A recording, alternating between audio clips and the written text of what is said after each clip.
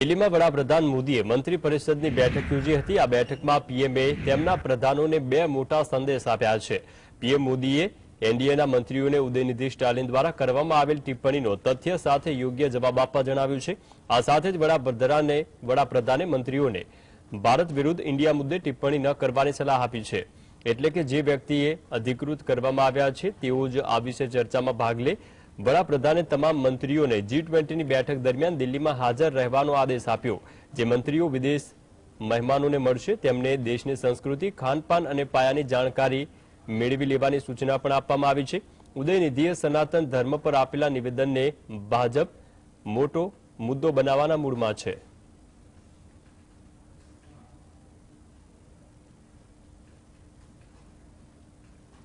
ડીએમકેના નેતા ઉદયનિધિ સ્ટાલિને સનાતન ધર્મ વિશે આપેલા વિવાદાસ્પદ નિવેદન બદલ જે માફી માંગવાનો ઇનકાર કર્યો છે।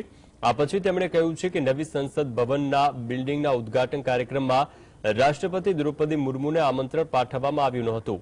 ઉદયનિધિના નિવેદનને લઈને ભાજપે વિપક્ષી પાર્ટીઓના ઇન્ડિયા ગઠબંધન સામે સવાલ ઉભા કર્યા છે।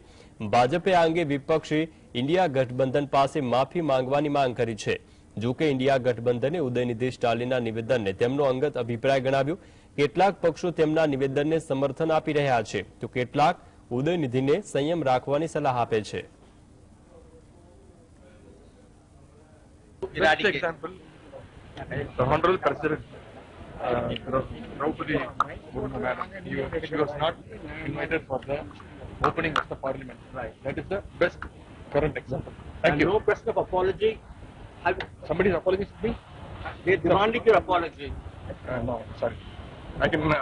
This is not an apology to them. For a question. આગામી 9 સપ્ટેમ્બરે દિલ્હીમાં G20 સંમેલન પહેલા વડાપ્રધાન નરેન્દ્ર મોદી આજથી 2 દિવસના ઇન્ડોનેશિયાના પ્રવાસે ગયા છે।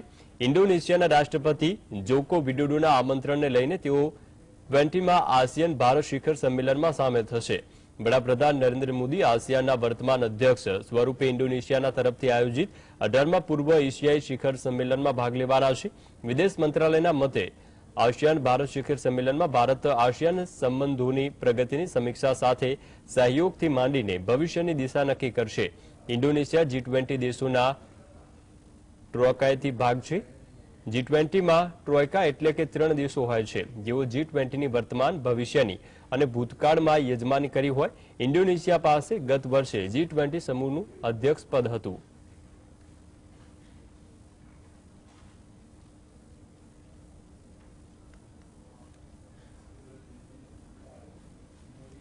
અમેરિકાના ફર્સ્ટ લેડી જીલ બાઇડનનો કોરોના રિપોર્ટ પોઝિટિવ આવ્યા બાદ જો બાઇડનની ભારત મુલાકાતને લઈને ચાલતી અટકળોનો અંત આવ્યો છે અને વ્હાઇટ હાઉસે અપડેટ આપતા કહ્યું છે કે અમેરિકી રાષ્ટ્રપતિ ગુરુવારે ભારત આવવા રવાના થશે।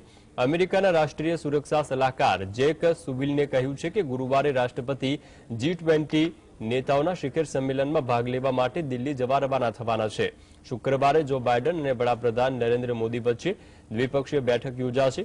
શનિવાર અને રવિવાર તેઓ G20 શિખર સંમેલનમાં સત્રમાં સામેલ થશે। જો બાઇડન G20 શિખર સંમેલનમાં પ્રમુખ છે તેઓ ઉભરતા બજાર ભાગીદારો સાથે મળીને મહાન બાબતો લાવવા માટે પ્રતિબદ્ધ છે।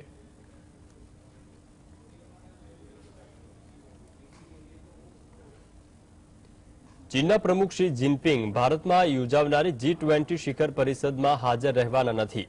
તેઓના બદલે વડાપ્રધાન લી કૈલા ચીનનું પ્રતિનિધિત્વ રહેશે। જો કે ચીનના વિદેશ મંત્રાલયે જિનપિંગનું હાજર ન રહેવાનું કારણ દર્શાવ્યું નથી, પણ તે સ્પષ્ટ છે કે સીમા વિવાદની ભારત ચીન સંબંધો પર સ્પષ્ટ અસર દેખાય છે।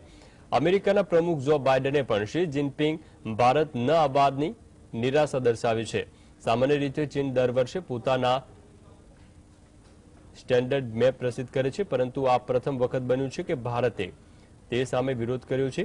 ભારતે ચીનના તે દાવાને પૂરજોરથી વિરોધ કર્યો છે। છેલ્લા કેટલાક સમયથી ભારત ચીન વચ્ચે સીમા વિવાદ ચાલુ છે, તેથી બંને દેશોના સંબંધો ઠંડા પડ્યા છે। 3 વર્ષ પૂર્વે ભારત ચીનના સૈનિકો વચ્ચે મારામારી થઈ હતી।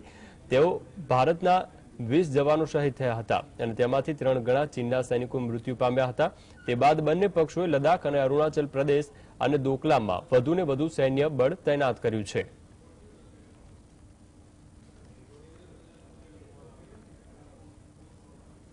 દિલ્હીમાં યોજાનારી G20 સમિટમાં ચીનના રાષ્ટ્રપતિ શી જિનપિંગ સામેલ થશે નહીં, ત્યારે આ વિશે પ્રતિક્રિયા આપતા વ્હાઇટ હાઉસના અધિકારી જેક સુલિવાનિસે જણાવ્યું છે કે ચીન પાસે સંમેલનમાં સામેલ થવા અને કામ બગાડવાની ભૂમિકા ભજવવાનો વિકલ્પ છે. અમેરિકાના રાષ્ટ્રીય સુરક્ષા સલાહકાર જેક સુલિવાને ભારત અને ચીન વચ્ચે ગતિરોધ વિશે પ્રશ્ન કરવામાં આવ્યો ત્યારે તેમણે જવાબમાં જણાવ્યું કે જ્યાં સુધી ભારત ચીન વચ્ચે ગતિરોધ સવાલ છે તો આ ચીન પર નિર્ભર કરે છે. જો ચીન વસ્તુઓ બગાડવાની ભૂમિકા ભજવવા માંગે છે તો તેની પાસે આ વિકલ્પ છે. તેમણે જણાવ્યું કે યુએસ સહિત G20 પરિષદના અન્ય સભ્ય રાષ્ટ્રો ક્લાઇમેટ ચેન્જ, બહુપક્ષીય વિકાસ, બેંક સુધારણા, ટેકનોલોજી પર ધ્યાન કેન્દ્રિત કરશે. સંમેલનમાં ભૂ રાજનૈતિક સવાલોને અલગ રાખી વાસ્તવિક સમસ્યા અને તેના ઉકેલ પર ધ્યાન કેન્દ્રિત કરવું જોઈએ. As far as the question of tensions between India and China affecting the summit, really that's up to China. If China wants to come in and play the role of spoiler, of course that option is available to them. What I think the chair, India, will encourage them to do, what we, the United States, and every other member, virtually every other member of the G20 will do, is encourage them to come in a constructive way on climate, on multilateral development bank reform, on debt relief, on technology, and set aside the geopolitical questions and really focus on problem solving and deliver. આગામી G20 summit બાબતે G20ના મુખ્ય સંયોજક હર્ષવર્ધન શ્રીંગલાએ જણાવ્યું હતું કે 8 થી ભારતમાં ઘણી મોટી સંખ્યામાં નેતા આવશે જેઓ G20ના સભ્ય દેશોના છે, પરંતુ અમારા આમંત્રિત દેશો અને આંતરરાષ્ટ્રીય સંગઠનો પણ હશે જેઓ દિલ્હી આવશે. આ એક એવી બેઠક છે જેમાં નેતાઓને વૈશ્વિક મહત્વની બાબતો પર ચર્ચા કરવાની, ગૂંચવણો ઉકેલવાની અને નિર્ણય લેવાની તક મળે છે. તેથી તે પરિપ્રેક્ષ્યમાં મને લાગે છે કે વિશ્વમાં સૌથી પ્રભાવશાળી નેતાઓનું એકત્ર થવું ખૂબ જ મહત્વપૂર્ણ છે અને મને લાગે છે કે ભારત પાસે આ અભૂતપૂર્વ ઇવેન્ટનું આયોજન કરવાનો વિશેષ અધિકાર છે.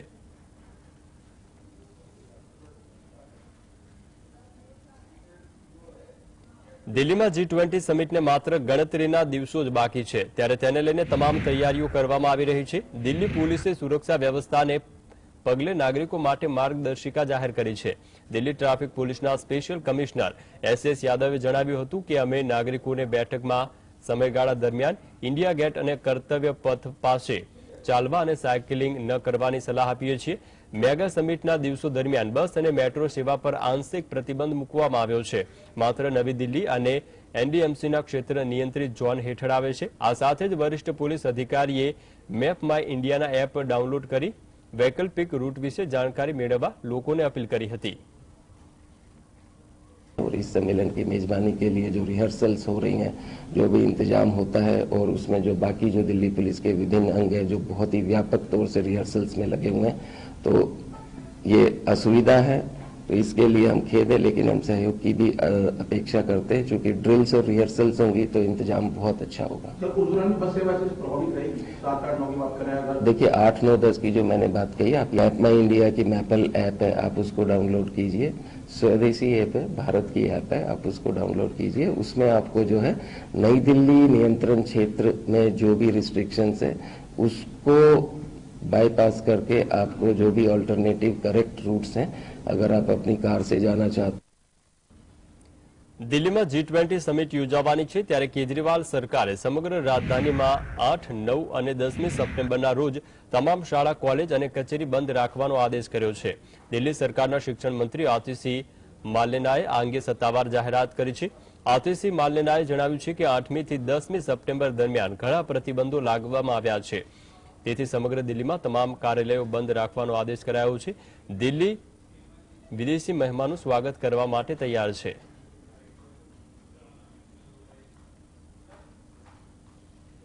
ये ऑफिसेज सारे बंद रहेंगे 8, 9, 10 तीनों दिनों के लिए. इसलिए भी बंद रहेंगे क्योंकि इस दौरान कई प्रकार की ट्रैफिक रिस्ट्रिक्शन, सिक्योरिटी रिस्ट्रिक्शंस वगैरह रहेंगी. इस पूरे समय में कई देशों के डेलीगेट्स आ रहे हैं, हेड्स ऑफ स्टेट आ रहे हैं, सीनियर ऑफिशियल्स आ रहे हैं, जा रहे हैं और उनकी कई जगह पे मीटिंग्स, विजिट्स, टूर्स वगैरह भी लगी हुई हैं. तो इसलिए पूरी दिल्ली में ही, not just new Delhi district, क्योंकि ये ट्रैफिक रिस्ट्रिक्शंस, सिक्योरिटी रिस्ट्रिक्शंस हैं, इसलिए तीनों दिन के लिए चाहे स्कूल्स हों, चाहे कॉलेजेस हों, चाहे ऑफिसेज हों, सबको बंद किया गया है. G20 દેશોના સમૂહની દિલ્હીમાં આયોજિત બેઠકમાં ચીનના રાષ્ટ્રપતિ શી જિનપિંગ સામેલ થવાના નથી, જે સૌથી વધુ ચર્ચાનો વિષય બન્યો છે. ત્યારે ભારતના વિદેશ પ્રધાન એસ જયશંકર શી જિનપિંગની ભારત ન આવવાની મુલાકાત પર એક ઇન્ટરવ્યુમાં પ્રતિક્રિયા આપી અને કહ્યું હતું કે કોણ આવી રહ્યું છે, કોણ આવી રહ્યું નથી, કોણ નથી આવી રહ્યું તે મુદ્દો નથી, તે પણ કોઈ ફરક પડતો નથી કે કયો દેશ કોને મોકલશે, પરંતુ મહત્વના મુદ્દા પર દેશનું સ્ટેન્ડ લે તે મહત્વનું છે. I think at different points of time in G20, there have been some presidents or prime ministers who, for whatever reason, have chosen not to come themselves. But, that country and that country's position is obviously reflected by whoever is the representative on that occasion. કોંગ્રેસના સાંસદ મનીષ તિવારીએ જણાવ્યું હતું કે જો વિદેશ પ્રધાન doctor S Jaishankar એવું કહેવાનો પ્રયાસ કરતા હોય કે તેઓ છેલ્લા એક વર્ષમાં G20ના નેજા હેઠળ બ્રાન્ડિંગ કવાયત હાથ ધરી છે, તો તે દાવા ઉપર 2024ની ચૂંટણીમાં પરીક્ષણ કરવામાં આવશે. તેથી જો સરકાર માટે નોંધપાત્ર રાજદ્વારી પ્રયત્નોને બદલે પ્રોફાઇલ બદલવા માટે માત્ર એક બ્રાન્ડિંગ કવાયત હોય તો આ દેશની વિદેશી બાબતો અને વ્યૂહાત્મક બાબતો કેવી રીતે ચલાવવામાં આવે છે તે ખૂબ જ દુઃખદ છે. They have carried out a branding exercise under the aegis of G20 over the past 1 year. That claim will be tested at the polls in 2024. So if for the government this is only a branding exercise in order to profile themselves rather than a substantive diplomatic effort at statecraft, it's a very sad commentary on how the foreign affairs and strategic affairs of this country are run. વિદેશ મંત્રી S જયશંકરના નિવેદન પર પ્રતિક્રિયા આપતા કોંગ્રેસના નેતા પ્રમોદ તિવારીએ જણાવ્યું છે કે બંધારણમાં ભારત અને ઇન્ડિયા શબ્દનો ઉપયોગ કરાયો છે. અગાઉ પણ આ મુદ્દે સંસદમાં ઘણા બિલ અને ચર્ચા કરવામાં આવી છે. જયશંકર લોકોને બંધારણ વાંચવાની સલાહ આપી રહ્યા છે, પરંતુ હું તેમને ઇતિહાસ વાંચવાની ભલામણ કરું છું. જયશંકર ખૂબ જ અસફળ વિદેશ મંત્રી સાબિત થયા છે. જયશંકરે ચીન મુદ્દે જે નિવેદન આપ્યું હતું તે તેમની નિષ્ફળતા દર્શાવે છે. कि इंडिया दैट इज भारत, ये दोनों बहुत सोच समझ के विचार विमर्श करके सिर्फ एक बार नहीं किए गए हैं. सुप्रीम कोर्ट 2 बार ये मैटर जा चुका, सुप्रीम कोर्ट ने भी इनकार किया. कई बार लोकसभा राज्यसभा में इस पे प्राइवेट बिल आए, उस पर भी चर्चा हो चुकी है. तो ये इतिहास पढ़े. मैं तो विदेश मंत्री जो कहने लोग संविधान पढ़े, तो मैं उन्हें सलाह दूंगा इतिहास पढ़िए. आपका इतिहास बड़ा कमजोर है, इसीलिए आपने बंटाधार कर दिया है विदेश नीति का, भारत के कचरा कर दिया है आपने. आप बहुत ही असफल विदेश मंत्री साबित हुए हैं. કેન્દ્ર સરકારે અચાનક સંસદનું વિશેષ સત્ર બોલાવ્યું છે. આ સત્ર દરમિયાન વિવિધ બિલો પાસ થવા અંગે પણ રાજકીય ચર્ચાઓ ચાલી રહી છે. ત્યારે સત્ર પહેલા કોંગ્રેસના પૂર્વ રાષ્ટ્રીય અધ્યક્ષ સોનિયા ગાંધીએ વડાપ્રધાન નરેન્દ્ર મોદીને પત્ર લખ્યો છે. તેમણે સંસદના વિશેષ સત્ર અંગે સરકારના એજન્ડા અંગે માહિતી માંગી છે. તેમણે અદાણી મુદ્દો, બેરોજગારી, વધતી મોંઘવારી સહિત 9 મુદ્દાઓ અંગે પણ સરકાર ચર્ચા કરે તેવી માંગ કરી છે. સોનિયા ગાંધીએ પીએમ મોદીને લખેલા પત્રમાં 9 મોટા મુદ્દાનો ઉલ્લેખ કરાયો છે. પ્રથમ મુદ્દામાં વધતી મોંઘવારી, બેરોજગારી અને એમએસએમઈની સમસ્યા સહિત વર્તમાન આર્થિક સ્થિતિની વાત કરવામાં આવી. તો બીજો મુદ્દો ખેડૂતો સંબંધિત છે. સરકારે ખેડૂતો સંગઠનો સાથે ઘણીવાર ચર્ચા વિચારણા કરી છે. આ દરમિયાન સરકારે ખેડૂતોને આશ્વાસન પણ આપ્યું હતું. ત્યારે તે આશ્વાસનની વર્તમાન સ્થિતિ શું છે અને ન્યૂનતમ ટેકાના ભાવ ગેરંટી એક્ટ અંગે સરકારનું વલણ શું છે? સોનિયા ગાંધીએ જાતિ આધારિત વસ્તી ગણતરીની પણ માંગ ઉઠાવી છે. તેમણે કહ્યું છે કે ફૂડ સિક્યોરિટી એક્ટના કારણે 14 કરોડ લોકો વંચિત રહ્યા છે. કોંગ્રેસે કેન્દ્ર અને રાજ્ય સરકાર વચ્ચેના સંબંધો અંગે પણ વિસ્તારથી ચર્ચા કરવા માટે સરકાર પાસે સમય માંગ્યો છે.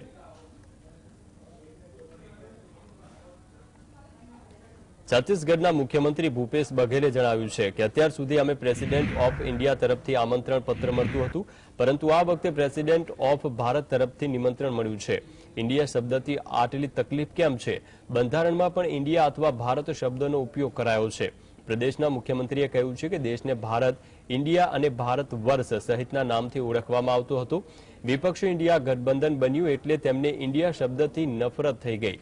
તો માની લો કે ભવિષ્યમાં કોઈ સંગઠન બને તો તેનું નામ ભારત હશે, તો શું તેઓ ભારતનું નામ પણ બદલી નાખશે? प्रेसिडेंट ऑफ इंडिया की तरफ से निमंत्रण पत्र आता था, तो प्रेसिडेंट ऑफ भारत की तरफ से आया। मतलब इंडिया शब्द से इतनी तकलीफ, संविधान में ही लिखा है, वहां से शुरुआत होती है। इस देश को भारत भी कहा जाता है, भारतवर्ष भी कहा जाता है। और हमारे पंडित जी लोग पढ़ते हैं तो जम्मू द्वीपे, भरत खंडे, इस प्रकार से कहते हैं, इंडिया भी कहते हैं। कितने नामों से देश को जाना जाता है। ये जो गठबंधन बना है वो इंडिया हो गया, तो उससे उसको परहेज हो गया है। यदि कल के रोग यदि कोई संगठन बने और उसका नाम भारत हो तो क्या वो भी बदलेंगे? નેતાજી સુભાષચંદ્ર બોઝનો પરિવાર ભાજપથી અલગ થયો છે અને નેતાજીના પૌત્ર ચંદ્રકુમાર બોઝે ભાજપમાંથી રાજીનામું આપ્યું છે। ભાજપમાંથી રાજીનામું આપવા પર નેતાજી સુભાષચંદ્ર બોઝના પૌત્ર ચંદ્રકુમાર બોઝે જણાવ્યું હતું કે 2016માં મેં ભાજપમાં યોગદાન આપ્યું હતું। હું નરેન્દ્ર મોદીના નેતૃત્વથી પ્રેરિત હતો। મારા સિદ્ધાંતો મારા દાદા સાથે ચંદ્ર બોઝ અને તેમના નાના ભાઈ સુભાષચંદ્ર બોઝ સાથે સુસંગત છે। તેમના સિદ્ધાંતો એ હતા કે તેઓ દરેક ધર્મને ભારતીય તરીકે જોતા હતા।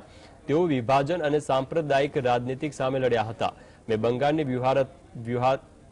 વ્યૂહરચના અંગે ભાજપના રાજ્ય અને કેન્દ્ર નેતૃત્વને ઘણા પ્રસ્તાવ આપ્યા છે, પરંતુ તેઓએ મારી દરખાસ્તને ઉપયોગી ન હોવાનું માનીને ક્યારે અમલ કર્યો નથી। જ્યારે મારી કોઈ પણ દરખાસ્ત સ્વીકારવામાં ન આવે તો પછી આ પક્ષ સાથે રહેવાનો કોઈ અર્થ નથી। હું કામ કરવા સક્ષમ નથી, તેથી મને લાગ્યું કે આ પાર્ટી સાથે રહેવું એ ખોટું છે। મેં જેપી નડ્ડા સાથે સ્પષ્ટ કર્યું છે કે મારી શુભકામનાઓ પાર્ટી સાથે છે।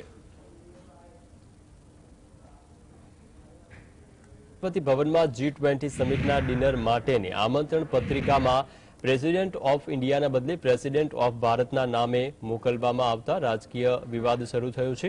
ભાજપ અને વિપક્ષી પાર્ટીઓ આમને સામને છે અને એકબીજા પર આરોપ લગાવી રહ્યા છે। ભાજપના અધ્યક્ષ જેપી નડ્ડાએ કોંગ્રેસ પર આકરા પ્રહાર કરતા લખ્યું હતું કે શું આપણે એ પાર્ટી પાસે કોઈ અપેક્ષા રાખી શકીએ જે ભારતની પ્રસ્તાવના પણ જાણતી નથી। કોંગ્રેસને બંધારણ અને ડોક્ટર આંબેડકર પ્રત્યે સન્માન નથી। જેપી નડ્ડાએ કોંગ્રેસને આ પોસ્ટનો સ્ક્રીનશોટ શેર કર્યો છે અને દાવો કર્યો છે કે કોંગ્રેસ શેર કરેલી બંધારણની પ્રસ્તાવનામાં જોડણી ભૂલ હતી, જેના પર તેમણે લાલ વર્તુળનો પણ ઉલ્લેખ કર્યો હતો અને લખ્યું હતું કે શું આપણે તે પાર્ટી પાસેથી કંઈ પણ અપેક્ષા રાખી શકીએ જે ભારતનું બંધારણ પણ નથી જાણતા। તેઓએ આરોપ લગાવ્યો હતો કે કોંગ્રેસના મનમાં દેશ પ્રત્યે, દેશના બંધારણ પ્રત્યે, બંધારણની સંસ્થાઓ પ્રત્યે કોઈ સન્માન નથી। તેને માત્ર ચોક્કસ પરિવારના વખાણ કરવાનો જ મતલબ છે। કોંગ્રેસના દેશ વિરોધી અને બંધારણ વિરોધી ઈરાદાઓ સારી રીતે જાણે છે।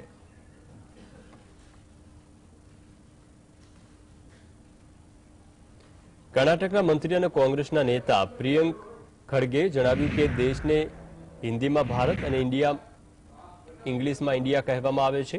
તેમણે દાવો કર્યો છે કે કેન્દ્ર સરકાર માત્ર નામ બદલવામાં વ્યસ્ત છે। પોતાને ગેમ ચેન્જર ગણાવી તેઓ સત્તામાં આવ્યા હતા, પરંતુ તેઓ નેમ ચેન્જર બની ગયા છે। પહેલા માર્ગોનું નામ બદલતા હતા અને હવે દેશનું નામ બદલે છે। નામ બદલવાથી કોઈ વસ્તુમાં ફેરફાર આવવાનો નથી। શું દેશની અર્થવ્યવસ્થા સુધરશે અથવા વધુ લોકોને રોજગાર મળશે? શું ચીન સરહદ પાસેથી તેની સેના પરત બોલાવશે? કેન્દ્ર સરકારનો રિપોર્ટ કહે છે કે 74% લોકો પોષણયુક્ત ખોરાક લઈ શકતા નથી। દેશમાં અનેક પડકારો છે, પરંતુ સરકાર તેના પર ધ્યાન આપી રહી નથી। See, it's very simple. Hindi में भारत है, इंग्लिश में इंडिया है। That's all it is. ना ये सरकार जो आई है सिर्फ नाम बदलने में मसरूफ है। They came to power saying that they are going to be game changers, but they have become name changers. पहले रोड्स का नाम बदलते थे, अभी देश का नाम बदलने जा रहे हैं। They have not, अगर नाम बदलने से कुछ और चीज तो बदलेगा नहीं ना। Are the fortunes of Indians going to change? Is the economic situation of India going to change? Are more people going to get employed? G20 સમિટમાં આમંત્રણમાં પ્રેસિડેન્ટ ઓફ ઇન્ડિયાની જગ્યાએ પ્રેસિડેન્ટ ઓફ ભારત શબ્દનો ઉપયોગ કરતા દેશનું નામ બદલવામાં આવશે તેવી ચર્ચાએ જોર પકડ્યું છે। ત્યારે આ વિશે પ્રતિક્રિયા આપતા બોલિવૂડ અભિનેતા જેકી શ્રોફે જણાવ્યું હતું કે ભારતને ભારત બોલવું કંઈ ખોટી વાત નથી। નામ બદલવાથી વસ્તુઓ થોડી બદલાય છે। જેકી શ્રોફે જણાવ્યું હતું કે મારું નામ જેકી છે, પરંતુ કેટલાક લોકો મને જોકી બોલે છે। કોઈ કહે જેકી, પણ હું બદલાયો નથી। નામ બદલવાથી આપણે થોડા બદલાઈશું। આ પહેલા અમિતાભ બચ્ચને પણ સોશિયલ મીડિયા પ્લેટફોર્મ એક્સ પર ભારત માતા કી જય લખ્યું હતું।